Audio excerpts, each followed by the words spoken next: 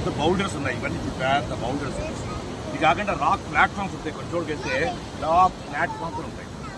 So singles ఉన్నాయి, studs కనిపిస్తాయి, boulders కనిపిస్తాయి, పెబుల్స్ కనిపిస్తాయి. ఇది కాకుండా రాక్ పూల్స్ కనిపిస్తాయి మీకు. ఇక్కడ ఈ శాండ్ అది కొట్టుకోకుండా మామూలుగా అయితే అన్నీ కొట్టుకుపోతాయి సముద్రం. మీరు ఏం చేసి ఒక శాండ్ బైండర్ ఉంటుంది. ఈ శాండ్ బైండర్ని ఐపోమియా బైలోబా అంటారు. బైలోబా అంటారు, చూసారా? ఇది శాండ్ లోపల మనకి ఇలా వస్తుంది, చూసారా? ఇది బైలోబా. దీంట్లో ఉంటాయి, మైక్రోస్కోప్ పెట్టి చూస్తే మనం పట్టించుకోవట్లేదు దాన్ని. ఇట్స్ ఫ్యాసినేటింగ్ వరల్డ్ అంటారు శాండ్. సో దీన్ని తీసుకుని మైక్రోస్కోప్ చూస్తే ఓకే. ఈ శాండీ దాంట్లో నెక్స్ట్ ఏం చూస్తామంటే మనకి ఇప్పుడు అసలు పాయింట్కి వస్తున్నాం. ఈ సముద్రంలో మనం చెప్తున్నప్పుడు ఎప్పుడు కూడా ఏం చెప్తామంటే వాటి కొన్ని లక్షణాలు ఉంటాయి. స్టడీ ఆఫ్ సైన్స్ మన సముద్రాన్ని ఏమంటారంటే మరైన్ బయాలజీ అంటారు. Knowledge is like water, water is also a part of knowledge. సముద్రం అంతా నాలెడ్జ్ అంటే సముద్ర నాలెడ్జ్ కూడా భాగమే. Praise the sea, praise the sea but be on the shore. అబ్బా సముద్రం ఇంకోటి చెప్పారు, టైమ్ అండ్ టైడ్ వెయిట్ పడినారు. మనం అందరూ ఎందుకున్నాం ఇక్కడ కరెక్ట్గా 8 నుండి 10 గంటలకి ఈ నీళ్ళన్నీ లోపలికి వెళ్ళిపోతాయి. సో అప్పుడు మనం ఆహ్వానిస్తాయి లోపలికి, రాముడు ఆహ్వానించడం. సో మనం అలా కొన్ని కిలోమీటర్ల వరకు వెళ్ళచ్చు మామూలుగా. సో సముద్రానికి ఆటు పోటు ఉంటుంది, తెలుసు కదా. ఇలా వచ్చేస్తుంది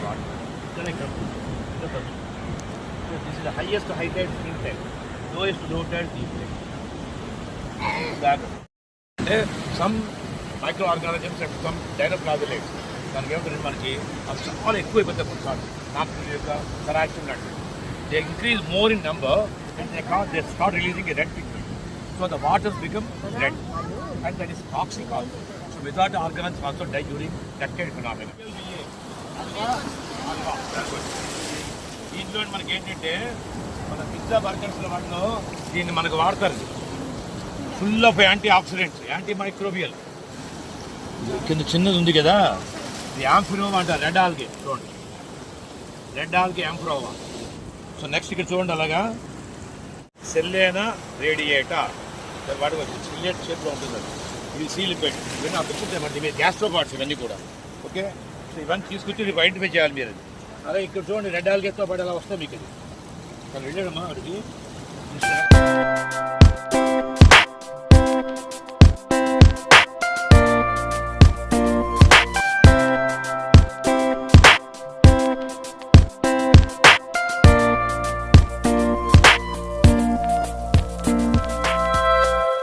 Stoma justis belongs to phylum Echinodermata, Echinoidea. Very important because